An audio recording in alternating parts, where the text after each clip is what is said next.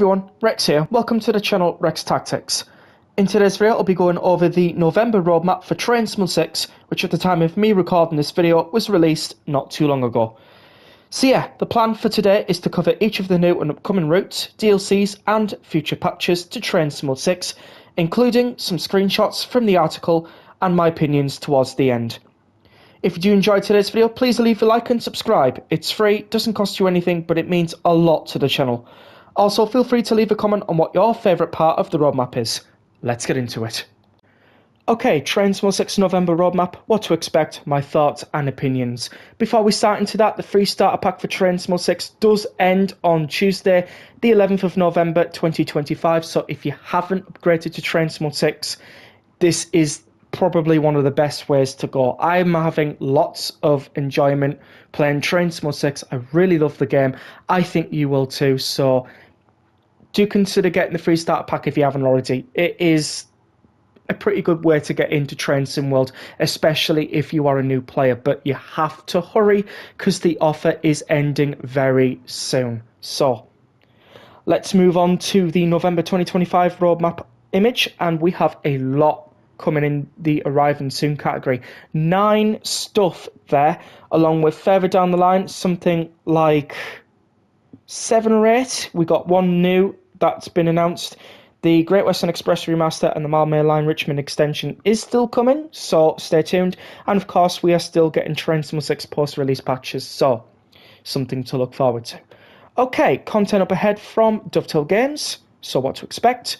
First with the Frankenbahn Stuttgart to Heilbronn from Dovetail Games. So this is a German route set in the 2000s, featuring the new DBBR 140 and the new Wittenberger Steelwagen cab car. DBBR 140 will offer classic locomotion traction and will maintain a standard set of toggleable train faults, while the Wittenberger Steelwagen will offer classic passenger stock, including multiple control systems compatible with the different types of locomotives. The development team are currently working on implementing these controls with different locomotives in game, including the BR218 diesel locomotive, and will confirm which locomotives will be able to function with this cab car closer to release. Toggleable train faults will be implemented for the cab car, along with passenger announcements throughout the coaches.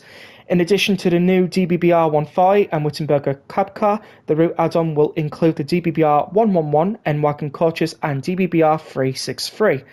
This variant of the BR111 and the N-Wagon coaches will be updated to feature the following toggleable train faults. So these faults are wiper failures, pantograph failures, circuit breaker failures, handbrake failures, stuck passenger doors, and passenger lighting failures. Already, this is sounding really cool. Some minor bug fixes and improvements will also be made to this BR111 N-Wagon coaches and BR363 over previous versions, and as a final note, we can confirm this route will be developed for PC and Gen 9 consoles only, Gen 9 being Xbox Series S, Xbox Series X, and PlayStation 5. So, here is the DBBR 140 in all its glory, along with the Wittenberger Steelwagen. Okay, so we then move on to the NEC New York to Stamford from Dovetail Games. Currently, our teams have just started working on the environment and track laying for the route, so it's a little early for screenshots and further information at this stage, but for those very keen about a new US adventure from our team, stay tuned over the next few months as we slowly start revealing the details and images as they become ready to share. So currently no screenshots, but further down the line there should be some at some point. Okay, we now move on to the Train Sim World Partner Program, so what to expect from the third-party devs. Starting with the brand new announcement of the BNSF GP60M and the GP60B from High Iron Simulations. So, the brand new BNSF GP60M and GP60B coming soon to Train Sim World 6. The Electromotive GP60M and the cableless sister GP60B were amongst the most distinctive and stylish of North America's third-generation diesels. Built by Electromotive in 1990 to 1991, 63 3,800 horsepower GPM60Ms equipped with wide-nose North American cabs were constructed, along with 23 cableless GP60B booster units. Originally dressed in AT and SF Legendary Warbonnet livery, the GP60M/B fleet joined the roster of newly formed BNSF Burlington Northern Santa Fe in 1996, and the majority of these handsome and potent diesels remain in service today. The pack will deliver authentic and richly detailed renditions of the GP60M and the GP60B in BNSF liveries. The GP60M will be included in BNSF H2 and H4 schemes, while the GP60B will wear the BNSF's H1 livery. Joining the locomotives in this pack will be an all-new model of the railroad's modern articulated spine intermodal car with trailer and container loads, as well as an ex-Santa Fe GA series ribbed side free bay covered hopper in BNSF colours. So here are the screenshots showing off the wagons as well that's coming with them. Looking pretty good. We then move on to the Santa Fe gameplay pack from High Iron Studios, which will be releasing next week on November 13th. So, experience Californian railroading of the 1990s and let the lavish colours of the ATSF repopulate this rugged Cajon Pass route during the final years of Santa Fe operations. Embark on a variety of duties with two classic examples of ATCF equipment, the C48W and the SD40-2 in iconic warbonnet and freight liveries. The pack also features 3 entirely new AT and SF freight cars and 3 existing train-small freight cars repainted in Santa Fe liveries. So, that is lovely. We then move on to the Class 805 from All Aboard Studios. So this one is closer to release, with the 805 now in its final stages of development. Has refreshed sounds recorded from 2024, sharp Avanti styling with responsive traction and dual mode capability, and of course we'll be adding a timetable for the West Coast Main Line South set in 2025 with 27 new playable services, if I recall correctly from last month's roadmap. All Aboard Studios have now revealed Birmingham to Crewe will gain a 24-hour modern timetable based off real operations in 2025, and just to reiterate, this does not replace the original 2019 timetable. These two timetables will be separate. Liverpool services now turn back at Birmingham New Street. The Stoke Loop services is represented through an AI shuttle that awaits out on Stafford Platform 6, and the much-loved Class 390s between Crewe and Birmingham now call at Stafford with reduced wait times at Wolverhampton to better reflect the current pattern. The variety continues with broader freight representation, fresh rail tow paths, and a set of ECS moves that ensure there is always something new happening around you. The 805s sit naturally without dominating the timetable, with a short and long distance working and regular depot movements to and from Oxley. West Midlands Railway continues to handle stopping and fast regional runs between Birmingham and Wolverhampton. LNWR's Class 350s manage their established semi-fast pattern to Crewe, and Transport for Wales maintain their cross-border movements in line with present-day behaviour. A number of special workings also appear, including the Class 47 tours and a recreation of the 2024 Class 323 Farewell Tour, each supported by unique empty stock activity. There will be a total of 2,171 services in total, with 510 of them drivable. Layers that affect immersion can be disabled to suit player preference. And of course, we got a lovely picture of the Avanti West Coast 805 in London Euston, along with a cab look in the night. That looks really lovely. And of course, an interior shot of Coach J. That looks really cool. We then move on to the Transport for Wales Class 142 Pacer from Just Trains. So, this Class 142 is arriving in its Transport for Wales livery, featuring LED headlights, 2-leaf bifold doors, updated door open-close operating buttons, sanding equipment and additional key modelling details such as the smashed glass to access emergency door handle, non-operational, NRAN National Radio Network and GSMR antenna. The timetable included a set in 2019 where the service pattern on the Valley lines was quite different compared to how it is now. Instead of trains going from Corriton to Penarth, the trains from Corriton instead went to Radur, a journey much quicker by foot as its U-shape, and the Penarth trains instead go to Bargod and Rimney instead of Corriton. Class 142s run most of the Valley Line diagrams, but in 2019, Transport for Wales had a couple of Class 37 diagrams with Mark II Fs running services up to Rimney, which you'll be able to drive up to Heath High Level.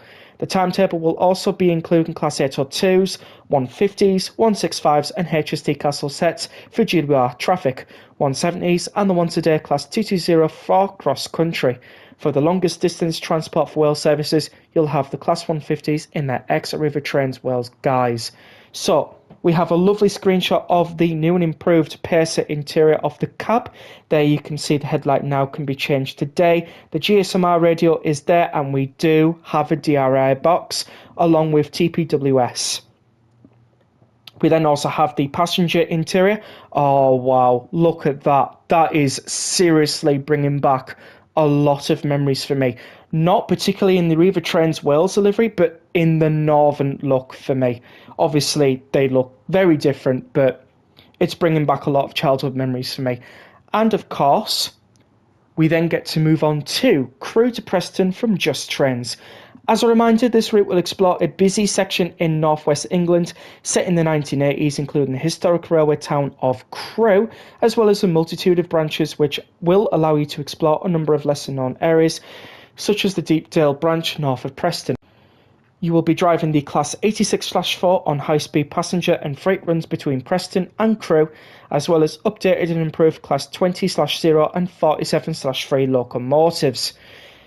We are continuing to develop the upcoming West Coast Mainline Crewe to Preston route, and we wanted to provide a new section of work in progress screenshots illustrating the front end variations of the Class 47/3, along with an image of the updated cab featuring the vital slow speed control of NGR coal operation.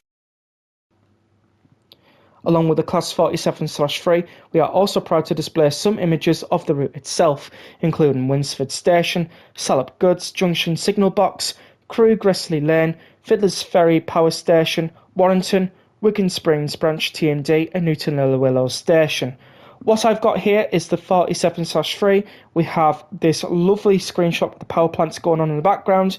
We do have a station there. Unfortunately, I can't see what it says. You will be able to on the video. And we have another station here in the lovely misty night or early morning, which looks incredible. I really can't wait for this route. And also the Transport for Wales Class 142 Pacer.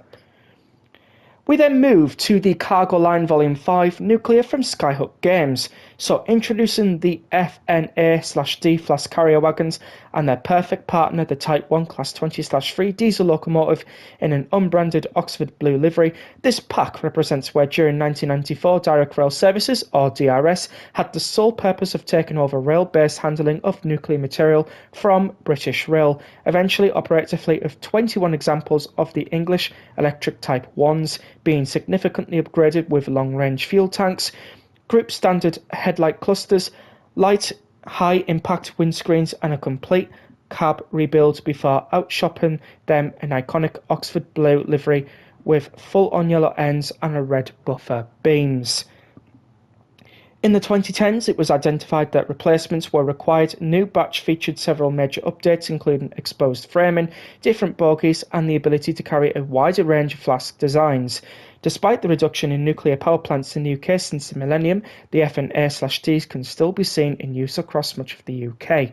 Progress is coming along very well from these couple screenshots, and just next week we'll be back with a full announced article for Cargo Line Volume 5 exploring all the details about the pack you could want to discover ahead of its release and a wider range of new images.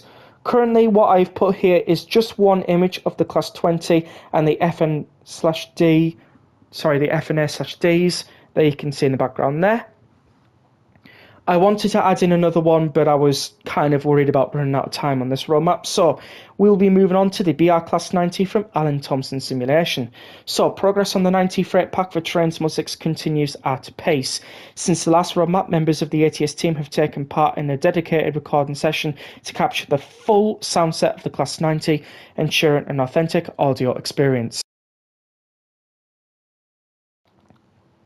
Gameplay development has led by ATS with Simugraph work progressing in close collaboration with the excellent team at A&D Games. We're pleased to report that the light at the end of the tunnel is very bright. Gameplay is nearing completion. Livery creation has been handled by IMBUE, who have delivered a diverse and high-quality set of liveries that complement the pack's flexible services mode. Players will be able to choose the freight run that suits them best, adding replayability and variety. Please note, images displayed in this article may depict content that is still in development. The licensed brands may not have been approved by the respective owner, and some artwork may still be pending approval. With a rich feature set and a deeply authentic driving experience, we're confident the community will appreciate the attention to detail and realism this pack delivers. Look at the screenshots. They look amazing. Already two of them I can definitely tell look like Freightliner. Obviously, you've got, I think, DRS Blue, and you've got something like DB Red, and then probably like ex-British Rail corporate rail freight livery, which honestly looks amazing. Either that or it's ex-Greater Anglia. So, looking good. Then we have the Malmö Line Richmond extension from Incredible Trains. So progress has been steady, but I'm looking to also bring the route up to the current Trainsimul 6 standard, adding announcements, train faults and temporary speed restrictions, but waiting to confirm the option to use real announcements first. He's also noted looking at key fixes from the original release alongside this update to support performance and improve the experience, but we'll keep you informed on what changes will come once Johannes has been able to complete his work on the project. I've got a lovely screenshot of the track going over the bridge there. That's all I've been able to put in. Of course, there was another screenshot I could have put in, but I didn't have the space and I wanted the image to be very visible, so there you go. Additional add-ons in development. So as a final note on this section, we have further add-ons progressing well from more partners, but we won't always share news on everything with each roadmap article if there's no major updates at this stage.